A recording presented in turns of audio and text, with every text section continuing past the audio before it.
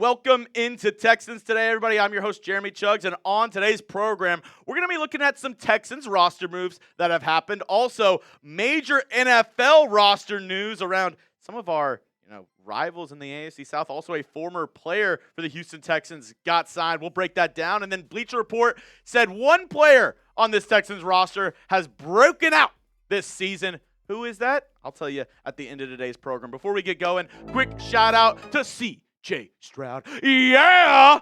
Like the video if you love C.J. Stroud, and show him some love because he is your AFC Offensive Player of the Week. 85 completion percentage, 4 tutties up against the Baltimore Ravens. He was slicing and dicing. I know the Ravens, they weren't at full capacity, but all you can do is play the guys that are lined up in front of you, and C.J. Stroud, he was playing this past week. So if you love CJ7, if you want to show him some love for an awesome week up against the Ravens, go down and hit that thumbs up icon, like the video to show him a little bit of love. All right, the newest Texan, Marlon Davidson, which I'm pretty sure he's been on the Texans practice squad plenty of times. He's kind of bounced around the NFL. He's one of these practice squad guys who's, been here. He's, probably played for about 3 or 4 practice squads per season.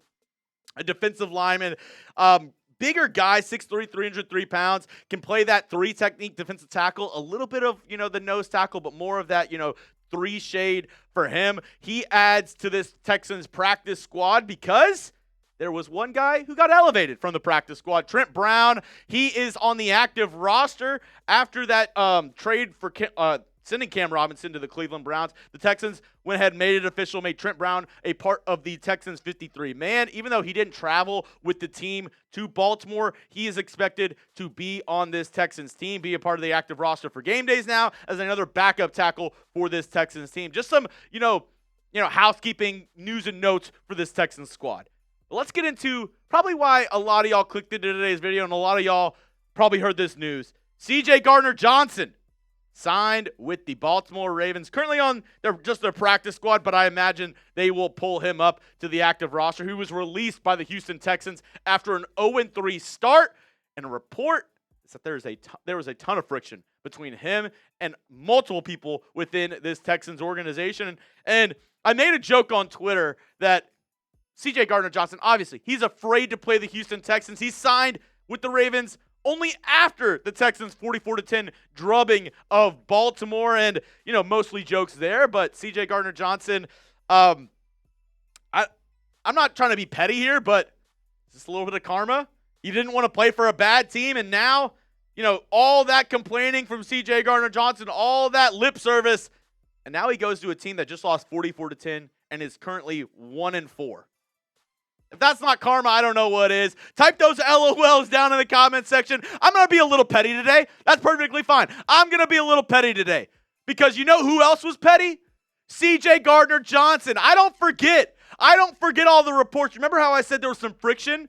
Well, this was the report from Aaron Wilson, KRPC, on the Gardner-Johnson drama. Listen to this.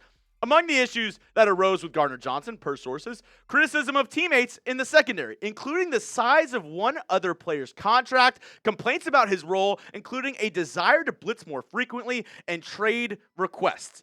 It was simply too much for this Texans team to tolerate. And it's funny because, a little, deducing a little, just reasoning around that quote of, worrying about another player's contract, wanting to play in another player's role. It was obvious. He's talking about Jalen Petrie. He was talking about number 5, and funny enough, he had 2 interceptions up against the Baltimore Ravens and might be one of the best players on this Texans defense so far through 5 weeks. So I just think it's funny CJ Gardner-Johnson ends up signing with the Baltimore Ravens, had problems with Jalen Petrie about his contract size and saying, I can play the Petrie role better than Petrie. Why are you paying this bum whenever I can do that? I'm a Super Bowl champion. I'm this and that. Good riddance. Good riddance to CJ Gardner-Johnson. If you ask me, I would much rather have a guy like Jalen Petrie 6 days out of the week, 7 or twice on Sundays. I would take Jalen Petrie over CJ Gardner-Johnson, and it looks like the Texans made the right decision because no other team was really calling for CJ Gardner-Johnson except the Baltimore Ravens, and they're kind of down in the dumps right now, if you haven't noticed, after the Texans absolutely took him behind the woodshed. Now, there was another big roster move that we need to break down because this one actually impacts your Houston Texans down the road. The Colts added a major piece to this defense. Who is it? I'll tell you in just a moment, but a quick word from our sponsors. I love them. I know producer Jack loves them too. It's Prize Picks, and this episode is brought to you by Prize Picks. You and I make decisions every day, but on Prize Picks, being right can get you paid. Don't miss any of the excitement this season on Prize Picks, where it's good to be right. It's super simple. Just pick more or less on 2 to 6 players' stat projections. If you get your picks right, you can cash in and win up to 2,000 times your money. And I actually have, from our Eagles guys, a Thursday night football lineup for you. Look at this. Straight from our guys, Chase Sr. and Jake Chipper. Shout out to y'all. This is what their lineup looks like. They're going A.J. Brown more than 0.5 rushing and receiving touchdowns. That's a demon pick for good reason. He's been complaining all season long that he hasn't been getting the ball enough. Maybe is it Thursday night he gets it up against the G-man. Jake Elliott, they're going less on 1.5 field goals made. It sounds like they're looking for a lot of touchdowns over there in Philly. And then Jackson Dart, 30.5 pass attempts. They're going the more on that. They think Dart is going to sling it on Thursday night. You can use this lineup or go ahead and make your own with our friends over at Prize Picks. And one of the best things about Prize Picks is that they actually invented the flex play, which means you can still cash out if your lineup isn't perfect. You can even double your money even if one of your picks doesn't hit. Absolutely beautiful. So go ahead and download the app today. Use code CLNS to get $50 in lineups after you play your first $5 lineup. That's code CLNS to get $50 in lineups after you play your first $5 lineup. Prize Picks, it's good to be right. All right, let's talk about another big roster move that happened in the NFL. Actually, the same day that I was filming this video. Veteran linebacker Jermaine Pratt has agreed to a one-year deal with the Indianapolis Colts. Per me and Rap Sheet, 4 other teams called and were interested, but Pratt wanted to reunite with his former Bengals DC, Lou Anarumo, in Indianapolis. And there was a lot of friction between Jermaine Pratt and the Raiders organization that ended up releasing him this past week. And it's funny because I was talking to our Raiders Report host, Mitchell Renz, and he was telling me the Raiders actually made Jermaine Pratt a healthy scratch up against the Indianapolis Colts. It was an away game in Indianapolis, and the front office was afraid that Pratt was actually going to reunite with his former DC, Lou Anarumo, during that game, like after the game, during the game. And, I don't know exactly what they were afraid of, but looks like they had good reason to be afraid because as soon as they cut him, that's exactly where he ends up going, a new member of the Indianapolis Colts. And this is a tough one for Texans fans because Pratt, even though he does, have some issues as, a glue guy in the locker room, he's not necessarily the best teammate as we've seen in the past. He was yelling at, former Bengals teammates in Cincinnati for, penalties, other stuff during the playoffs just a couple of years ago. Jermaine Pratt, though, is a decent linebacker, and it helps add to this Colts defense. They're already on a roll. And adding a guy like Pratt will most definitely help out this Colts defense, which the Texans still have to play 2 times during this season. Something that you need to note if you're a Texans fan as we look forward later in the season when we face Indianapolis. Now, last up on today's program, Bleacher Report. They named a breakout player for the Houston Texans, and I actually couldn't agree more. The person who they named?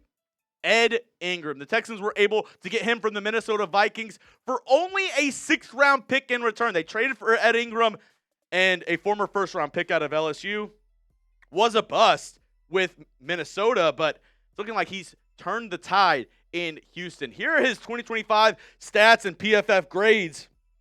Overall, 84.0. That's good enough for the second highest graded guard in the National Football League. Run blocking grade, 86.1. Also good for the second highest rated guard in the NFL. Pass blocking, a little bit down, right? 63.3. Could be a little bit better. Only 1 sack allowed, though, and 0 penalties on the season. And us Texans fans, if we love anything with our offensive linemen, it's that 0 next to the penalty number because we saw our fair share of offensive line penalties last season and, to be honest, a little bit to start this regular season. Ed Ingram, he has been one of the bright spots on this Texans offensive line, and the rest of the offensive line seems like it's coming up. And Ed Ingram has led the pack so far this year. What a great move by Nick Caserio. He made a couple questionable ones this offseason. CJ Gardner-Johnson being one of them, Cam Robinson another. But he got one right in trading for Ed Ingram. Shout out to you, Ed. Great job in revitalizing your career and being a big part of this Texans offensive line turnaround. I completely agree with Bleacher Report that he is a breakout player for this Texans team. He was somebody who